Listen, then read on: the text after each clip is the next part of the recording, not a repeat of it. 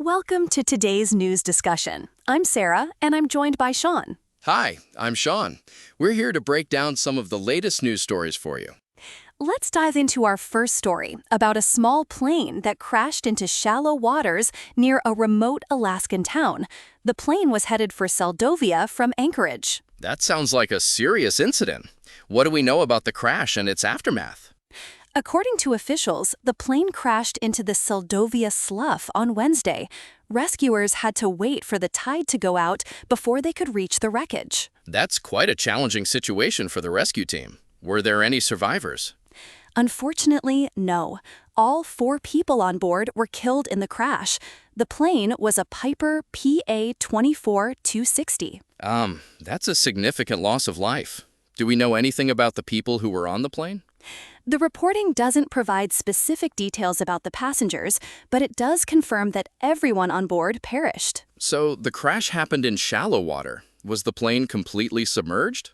The articles indicate that the plane was submerged in the water after the crash, but it was in shallow waters, which is why the tide affected the rescue efforts. That must have complicated the rescue operation. What are the next steps likely to be in investigating this crash? Typically, in such incidents, officials would conduct a thorough investigation to determine the cause of the crash. This might involve examining the wreckage, reviewing flight data, and interviewing witnesses. That makes sense.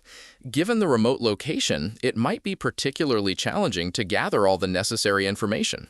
Exactly. The remote location of Seldovia could add to the complexity of the investigation, but officials will likely work to piece together what happened. Are there any common factors or trends in small plane crashes that we should be aware of based on past incidents?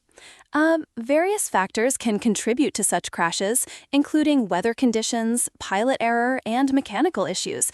The investigation will likely look into these aspects. Right, and in this case, the weather and the condition of the plane might be particularly relevant given the location and circumstances.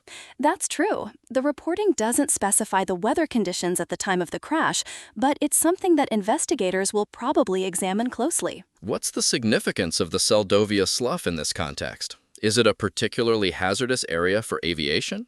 From the information available, it doesn't seem that the Seldovia Slough is inherently hazardous.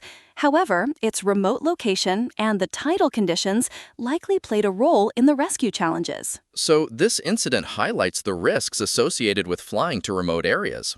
Are there any specific safety measures or regulations in place for such flights? There are regulations governing aviation safety, including those for flying to remote areas. The investigation will likely assess whether these were followed in this case. It'll be interesting to see the findings of the investigation and whether there are any lessons to be learned from this tragic incident. Absolutely.